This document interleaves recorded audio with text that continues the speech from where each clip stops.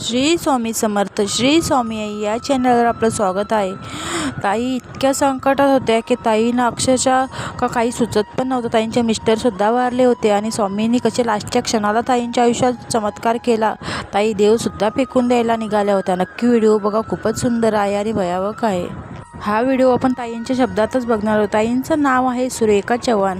चला तर मग आपण ताईंच्या शब्दात ऐकूया हा व्हिडिओ. मी कोल्हापूरमध्ये राहायचे. कोल्हापूरजवळ आमचं अतिशय चांगली जमीन जागा असं खूप होतं, पण थोड्या दिवसांनी आमच्या जमिनीची वाटणी वगैरे येणार होती आणि बऱ्यापैकी आमच्याकडे पैसा येणार होता. समान वाटणी होणार होती. म्हणजे अचानक माझ्यावर इतकं मोठं संकट, इतकं वाईट दिवस आले की माझे पतीचे अचानक निधन झाले. त्यामुळं माझी मुलंही पोरकी झाली. आम्हाला बघणारं कोणीच नव्हतं. माझा एक मुलगा 8वीला होता आणि दुसरी मुलगी 5वीला शिकत होती. इतक्या लहान वयात मला एकटीला आयुष्य काढायचं होतं आणि ते वारल्यापासून तर खूपच माझ्यावर संकटं यायला लागली होती. त्यांच्या शिक्षणासाठी काय करावं हे मला काही सुचतसुद्धा नव्हतं. खूप काळजी वाटत होती. आता पुढे माझं कसंही ना इतकं टेन्शन आलं होते की पती निघून तर गेले, पण माझ्या दुःखाचा मोठा डोंगर कोसळ माझं माहेर होतं.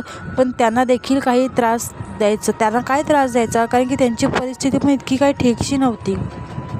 मी तर विचार केला का मुलांचं शिक्षण, भवितव्य, कशा गोष्टी होणार. मला खूपच टेन्शन यायला लागलं होतं. विचार करून अक्षरशः माझे अख्खा दिवस डोळ्यांना पाणी येत असायचं का कसं होईल माझ्या मुलांचं, हा विचार मी सुद्धा करत असायचे. पुढे काय करायचं ते सुद्धा मला सुचत नव्हतं. माणूस तर निघून गेला, पण तो काय परत येणार नाही हे मला माहीत होतं. मी माझ्या मनावर दगड ठेवला होता. पण पुढचं शिक्षण मुलांचं कसं द्यायचं ही गोष्ट माझ्यावर, मी त्यांना कसं शिक्षण द्यायचं हे मार्ग शोधत होती.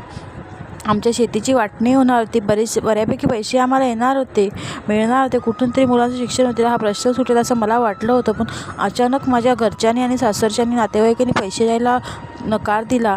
मी काहीच करू शकत नव्हते की माझा हक्काचा माणूस होता तो तर निघून गेला होता. कारण की ते तर पैसे द्यायला नकार द्यायला लागले होते. कारण की तुम्हाला आता पैसे भेटणार नाही, मी भांडू पण शकत नव्हते. तर मी देवावर विश्वास ठेवला तर देव काय करेल ते. अगदी सगळं माझ्यावर हिसकावून घेतल्यासारखं झालं होतं. अगदी अंगावर माझे शहारे यायचे की माझे मुलांचं पुढे कसं होणार. मला अगदी माहेरचा थोडाफार आधार होता, पण बिचार त्यांचं त्यांना होतं. शिक्षणाचे थोडेफार पैसे ते पुरवायचे मला, पण ते मुलांचं थोडं शिक्षणासाठी खर्च व्हायचे. आणि मला काय करायचं, माझा आटापिटा चालू होतं का मी काहीतरी करावं.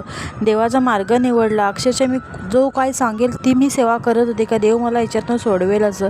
पहिल्यापासून मला देवाची आवड ही होतीच. मी मनापासूनही कोणी सांगेल ती देवाची पूजा मी करायची का बाबा ह्या देवाची पूजा केल्यावर हे व्हायचं.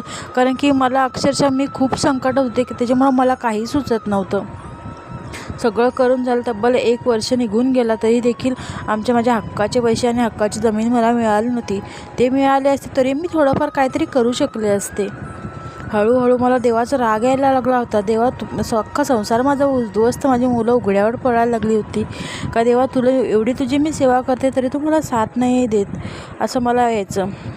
आणि जास्त राग एका दिवशी मी ठरवलं का सर्व देव घेतल्या नदीवर जाऊन सोडायचे. असं मी सगळं नदीत विसर्जन करून टाकायचं.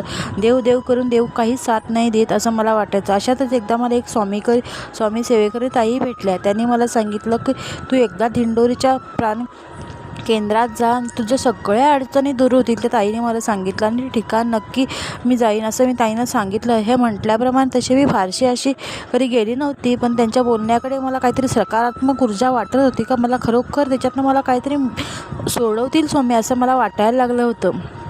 आणि मी केंद्रात गेले. केंद्रात प्रश्न उत्तराचा कार्यक्रम चालू होता. त्या ठिकाणी माझे प्रश्न मी मांडले आणि मला सेवा मिळाली.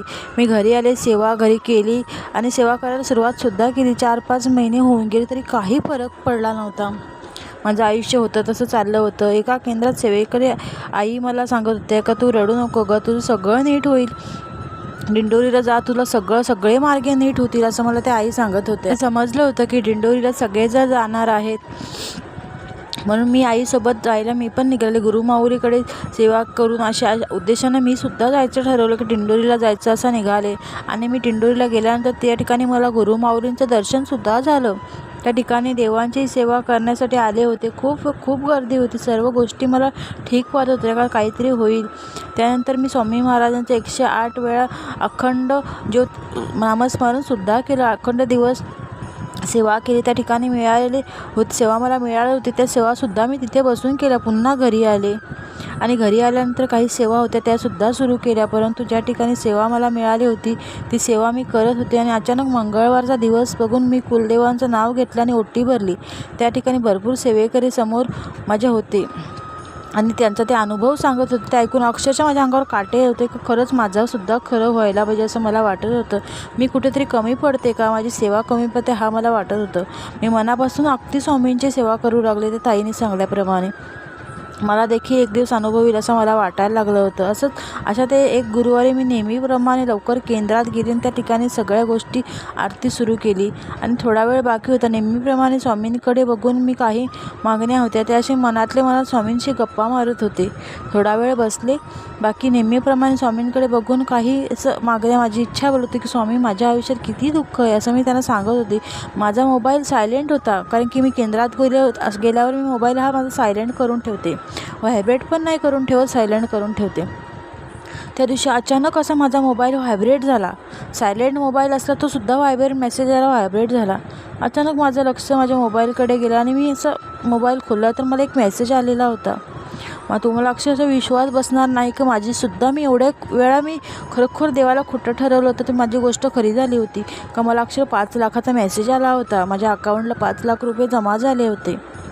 माझ्या डोळ्यावर विश्वासच पुन्हा बघत होते का तो मेसेज खरा आहे का, खरं आलं आहे का, खरे असे 5 लाख बँकेचाच मेसेज आहे का, हे असं 10 वेळा मी बघत होते का वारंवार बघत होते.